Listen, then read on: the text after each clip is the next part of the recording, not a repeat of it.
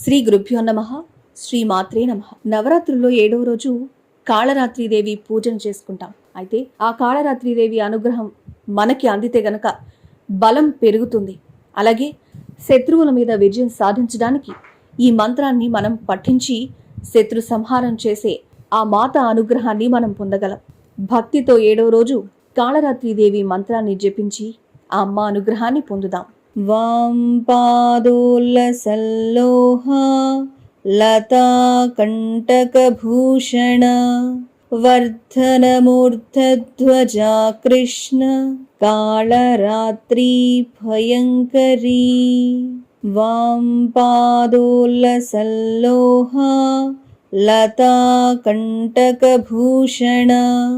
వర్ధనమూర్ధధ్వజా కృష్ణ కాళరాత్రీ భయంకరీ. వాం పాదోల్లసల్లోహ లతా కంటకభూషణ వర్ధనమూర్ధధ్వజా కృష్ణ కాళరాత్రీ భయంకరీ. వాం పాదోల్లసల్లోహ లతా కంటకభూషణ వర్ధనమూర్ధధ్వజా కృష్ణ కాళరాత్రీ భయంకరీ. వాం పాదోల్లసల్లోహ లతా కంటకభూషణ వర్ధనమూర్ధధ్వజా కృష్ణ కాళరాత్రీ భయంకరీ. వాం పాదోల్లసల్లోహ లతా కంటకభూషణ వర్ధనమూర్ధధ్వజా కృష్ణ కాళరాత్రీ భయంకరీ. వాం పాదోల్లసల్లోహ లతా కంటకభూషణ వర్ధనమూర్ధధ్వజా కృష్ణ కాళరాత్రీ భయంకరీ. వాం పాదోల్లసల్లోహ లతా కంటకభూషణ వర్ధనమూర్ధధ్వజా కృష్ణ కాళరాత్రీ భయంకరీ. వాం పాదోల్లసల్లోహ లతా కంటకభూషణ వర్ధనమూర్ధధ్వజా కృష్ణ కాళరాత్రీ భయంకరీ. వాం పాదోల్లసల్లోహ లతా కంటకభూషణ వర్ధనమూర్ధధ్వజా కృష్ణ కాళరాత్రీ భయంకరీ. వాం పాదోల్లసల్లోహ లతా కంటకభూషణ వర్ధనమూర్ధధ్వజా కృష్ణ కాళరాత్రీ భయంకరీ. వాం పాదోల్లసల్లోహ లతా కంటకభూషణ వర్ధనమూర్ధధ్వజా కృష్ణ కాళరాత్రీ భయంకరీ. వాం పాదోల్లసల్లోహ లతా కంటకభూషణ వర్ధనమూర్ధధ్వజా కృష్ణ కాళరాత్రీ భయంకరీ. వాం పాదోల్లసల్లోహ లతా కంటకభూషణ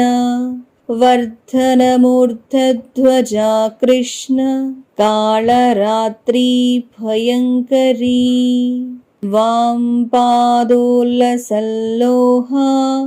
లతా కంటకభూషణ వర్ధనమూర్ధధ్వజా కృష్ణ కాళరాత్రీ భయంకరీ. వాం పాదోల్లసల్లోహ లతా కంటకభూషణ వర్ధనమూర్ధధ్వజా కృష్ణ కాళరాత్రీ భయంకరీ.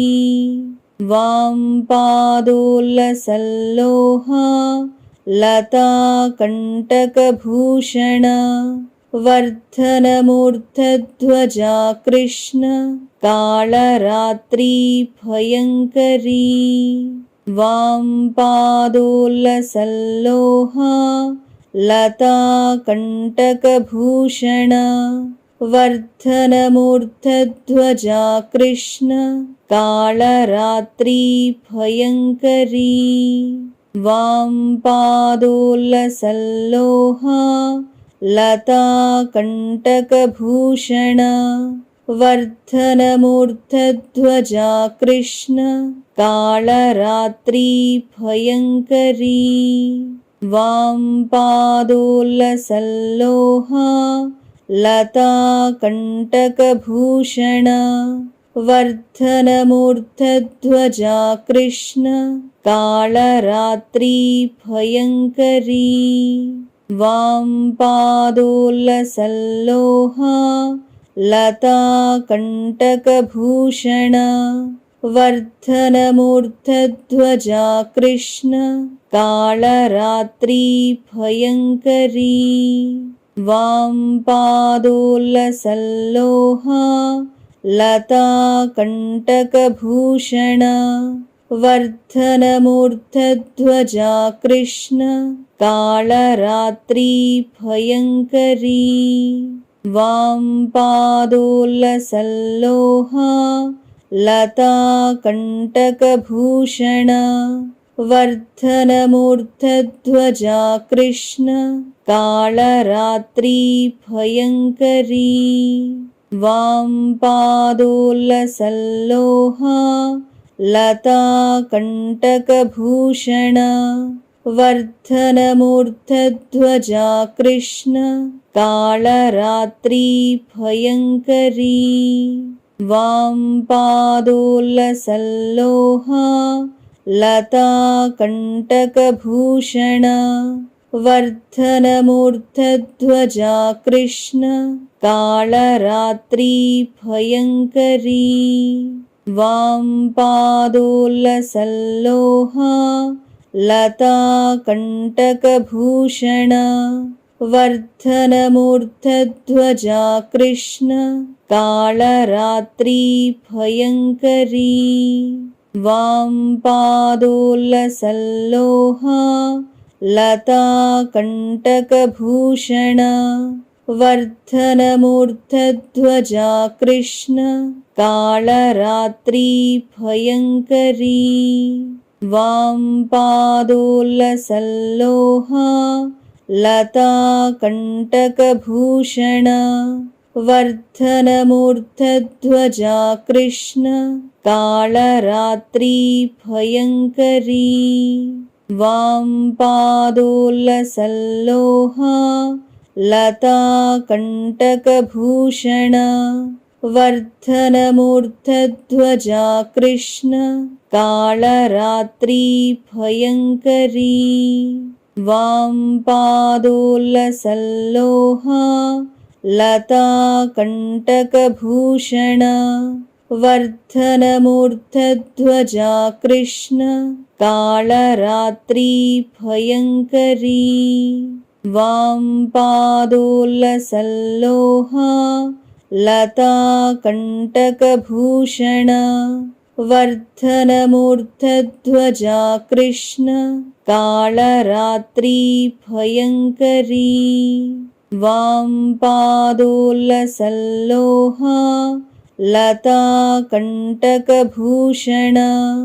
वर्धनमूर्धध्वजा कृष्ण कालरात्रि भयङ्करी वामपादोल्लसल्लोहा लता कण्टकभूषण वर्धनमूर्धध्वजा कृष्ण कालरात्रि भयङ्करी वामपादोल्लसल्लोहा लता कण्टकभूषण वर्धनमूर्धध्वजा कृष्ण कालरात्रि भयङ्करी वामपादोल्लसल्लोहा लता कण्टकभूषण वर्धनमूर्धध्वजा कृष्ण कालरात्रि भयङ्करी वामपादोल्लसल्लोहा लता कण्टकभूषण वर्धनमूर्धध्वजा कृष्ण कालरात्रि भयङ्करी वामपादोल्लसल्लोहा लता कण्टकभूषण वर्धनमूर्धध्वजा कृष्ण कालरात्रि भयङ्करी वामपादोल्लसल्लोहा लता कण्टकभूषण वर्धनमूर्धध्वजा कृष्ण कालरात्रि भयङ्करी वामपादोल्लसल्लोहा लता कण्टकभूषण वर्धनमूर्धध्वजा कृष्ण कालरात्रि भयङ्करी वामपादोल्लसल्लोहा लता कण्टकभूषण वर्धनमूर्धध्वजा कृष्ण कालरात्रि भयङ्करी वामपादोल्लसल्लोहा लता कण्टकभूषण वर्धनमूर्धध्वजा कृष्ण कालरात्रि भयङ्करी वामपादोल्लसल्लोहा लता कण्टकभूषण वर्धनमूर्धध्वजा कृष्ण कालरात्रि भयङ्करी वामपादोल्लसल्लोहा लता कण्टकभूषण वर्धनमूर्धध्वजा कृष्ण कालरात्रि भयङ्करी वामपादोल्लसल्लोहा लता कण्टकभूषण वर्धनमूर्धध्वजा कृष्ण कालरात्रि भयङ्करी वामपादोल्लसल्लोहा लता कण्टकभूषण वर्धनमूर्धध्वजा कृष्ण कालरात्रि भयङ्करी वामपादोल्लसल्लोहा लता कण्टकभूषण वर्धनमूर्धध्वजा कृष्ण कालरात्रि भयङ्करी वामपादोल्लसल्लोहा लता कण्टकभूषण वर्धनमूर्धध्वजा कृष्ण कालरात्रि भयङ्करी वामपादोल्लसल्लोहा लता कण्टकभूषण वर्धनमूर्धध्वजा कृष्ण कालरात्रि भयङ्करी वामपादोल्लसल्लोहा लता कण्टकभूषण वर्धनमूर्धध्वजा कृष्ण कालरात्रि भयङ्करी वामपादोल्लसल्लोहा लता कण्टकभूषण वर्धनमूर्धध्वजा कृष्ण कालरात्रि भयङ्करी वामपादोल्लसल्लोहा लता कण्टकभूषण वर्धनमूर्धध्वजा कृष्ण कालरात्रि भयङ्करी वामपादोल्लसल्लोहा लता कण्टकभूषण वर्धनमूर्धध्वजा कृष्ण कालरात्रि भयङ्करी वामपादोल्लसल्लोहा लता कण्टकभूषण वर्धनमूर्धध्वजा कृष्ण कालरात्रि भयङ्करी वामपादोल्लसल्लोहा लता कण्टकभूषण वर्धनमूर्धध्वजा कृष्ण कालरात्रि भयङ्करी वामपादोल्लसल्लोहा लता कण्टकभूषण वर्धनमूर्धध्वजा कृष्ण कालरात्रि भयङ्करी वामपादोल्लसल्लोहा लता कण्टकभूषण वर्धनमूर्धध्वजा कृष्ण कालरात्रि भयङ्करी वामपादोल्लसल्लोहा लता कण्टकभूषण वर्धनमूर्धध्वजा कृष्ण कालरात्रि भयङ्करी वामपादोल्लसल्लोहा लता कण्टकभूषण वर्धनमूर्धध्वजा कृष्ण कालरात्रि भयङ्करी वामपादोल्लसल्लोहा लता कण्टकभूषण वर्धनमूर्धध्वजा कृष्ण कालरात्रि भयङ्करी वामपादोल्लसल्लोहा लता कण्टकभूषण वर्धनमूर्धध्वजा कृष्ण कालरात्रि भयङ्करी वामपादोल्लसल्लोहा लता कण्टकभूषण वर्धनमूर्धध्वजा कृष्ण कालरात्रि भयङ्करी वामपादोल्लसल्लोहा लता कण्टकभूषण वर्धनमूर्धध्वजा कृष्ण कालरात्रि भयङ्करी वामपादोल्लसल्लोहा लता कण्टकभूषण वर्धनमूर्धध्वजा कृष्ण कालरात्रि भयङ्करी वामपादोल्लसल्लोहा लता कण्टकभूषण वर्धनमूर्धध्वजा कृष्ण कालरात्रि भयङ्करी वामपादोल्लसल्लोहा लता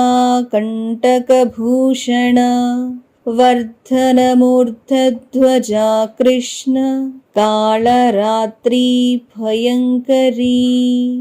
वामपादोल्लसल्लोहा लता कण्टकभूषण वर्धनमूर्धध्वजा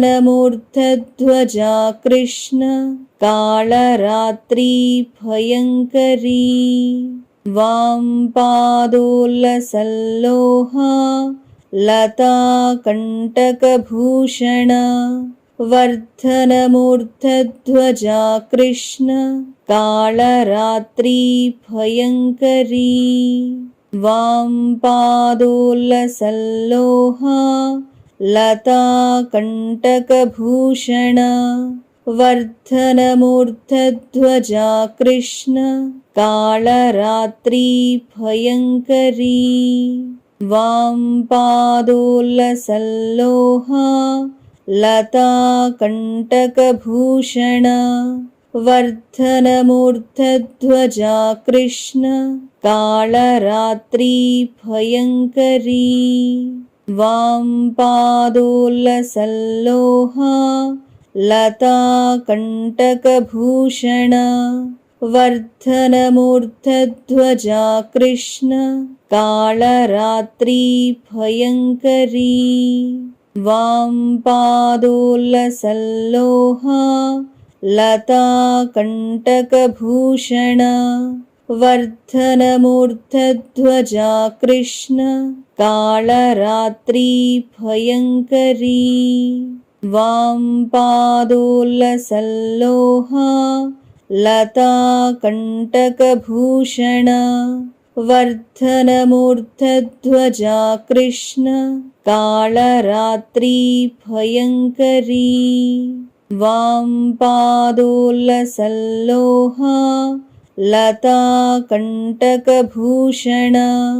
वर्धनमूर्धध्वजा कृष्ण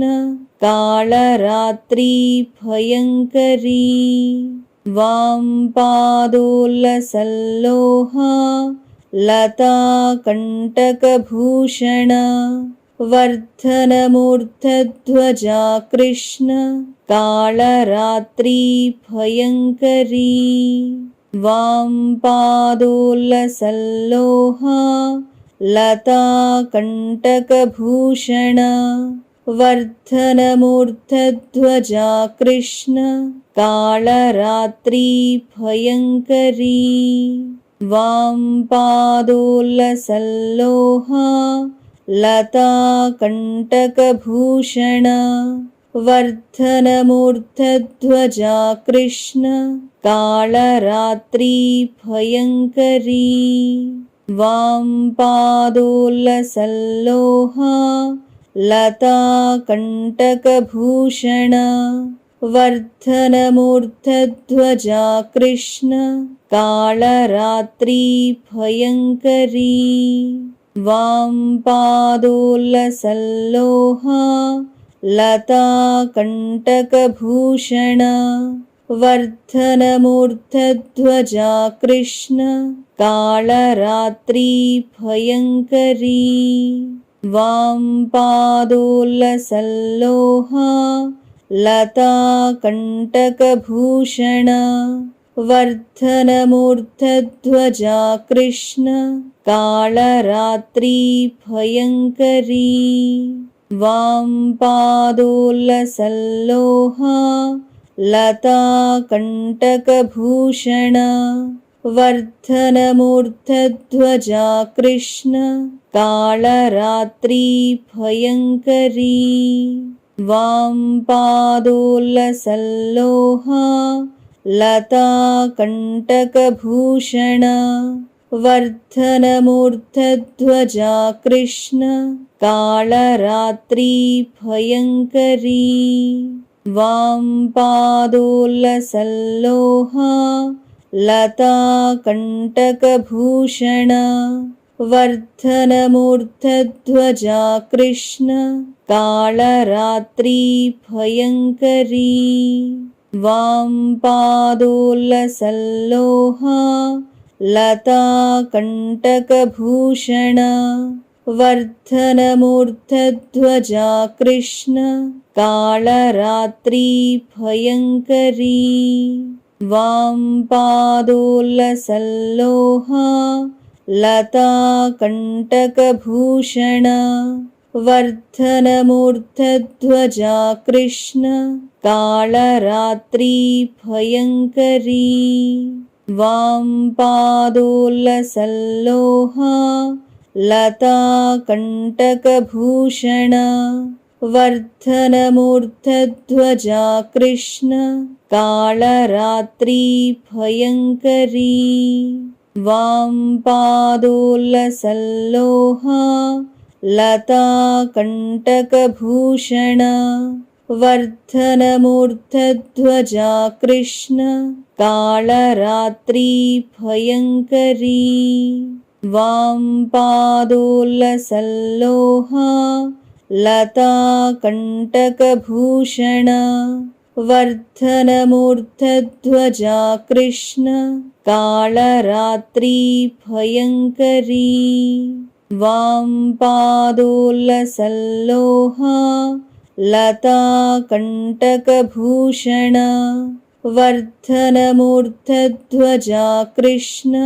कालरात्रि भयङ्करी वामपादोल्लसल्लोहा लता कण्टकभूषण वर्धनमूर्धध्वजा कृष्ण कालरात्रि भयङ्करी वामपादोल्लसल्लोहा लता कण्टकभूषण वर्धनमूर्धध्वजा कृष्ण कालरात्रि भयङ्करी वामपादोल्लसल्लोहा लता कण्टकभूषण वर्धनमूर्धध्वजा कृष्ण कालरात्रि भयङ्करी वामपादोल्लसल्लोहा लता कण्टकभूषण वर्धनमूर्धध्वजा कृष्ण कालरात्रि भयङ्करी वामपादोल्लसल्लोहा लता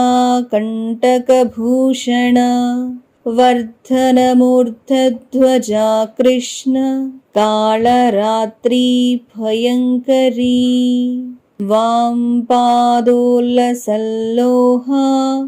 लता कण्टकभूषण वर्धनमूर्धध्वजा कृष्ण कालरात्रि भयङ्करी वामपादोल्लसल्लोहा लता कण्टकभूषण वर्धनमूर्धध्वजा कृष्ण कालरात्रि भयङ्करी वामपादोल्लसल्लोहा लता कण्टकभूषण वर्धनमूर्धध्वजा कृष्ण कालरात्रि भयङ्करी वामपादोल्लसल्लोहा लता कण्टकभूषण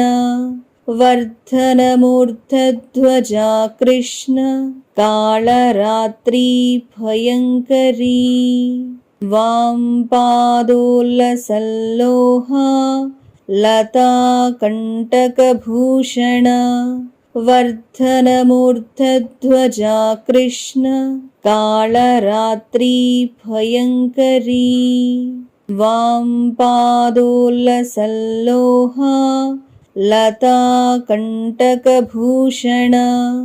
वर्धनमूर्धध्वजा कृष्ण कालरात्रि भयङ्करी वामपादोल्लसल्लोहा लता कण्टकभूषण वर्धनमूर्धध्वजा कृष्ण कालरात्रि भयङ्करी वामपादोल्लसल्लोहा लता कण्टकभूषण वर्धनमूर्धध्वजा कृष्ण कालरात्रि भयङ्करी वामपादोल्लसल्लोहा लता कण्टकभूषण वर्धनमूर्धध्वजा कृष्ण कालरात्रि भयङ्करी वामपादोल्लसल्लोहा लता कण्टकभूषण वर्धनमूर्धध्वजा कृष्ण कालरात्रि भयङ्करी वामपादोल्लसल्लोहा लता कण्टकभूषण वर्धनमूर्धध्वजा कृष्ण कालरात्रि भयङ्करी वामपादोल्लसल्लोहा लता कण्टकभूषण वर्धनमूर्धध्वजा कृष्ण कालरात्रि भयङ्करी वामपादोल्लसल्लोहा लता कण्टकभूषण वर्धनमूर्धध्वजा कृष्ण कालरात्रि भयङ्करी वामपादोल्लसल्लोहा लता कण्टकभूषण वर्धनमूर्धध्वजा कृष्ण कालरात्रि भयङ्करी वामपादोल्लसल्लोहा लता कण्टकभूषण वर्धनमूर्धध्वजा कृष्ण कालरात्रि भयङ्करी ॐ शान्तिः शान्तिः शान्तिः।